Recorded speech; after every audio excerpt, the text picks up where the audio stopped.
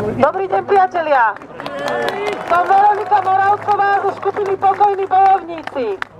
Našu prácu väčšina z vás pozná a my poznáme väčšinu z vás, pretože sme sa stretávali od roku 2013 na občianskom odpore a spolu sme sa chceli postaviť tomuto systému, pretože vieme, že nie je správny, že nie je nastavený pre občanov. Vtedy, keď vznikal transparent proti základniam NATO, ktorý mám teraz v ruke, bol maj 2014.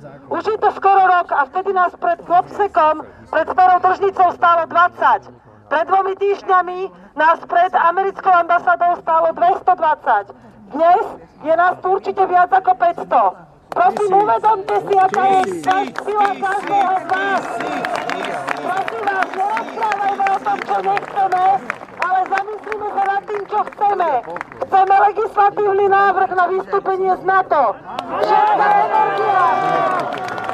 Všetká energia, ktorú vy nakladáte na rozhovory, zabráni tým, o ktorých hovoril pán Švec, aby znemožnili našu prácu. Znemožní médiám, aby nás zablokovali. Každý jeden človek z vás osloví ďalšieho a o ďalšie 2 týždne nás tu bude 2000, o ďalší mesiac 10 000 a potom bude naša sila.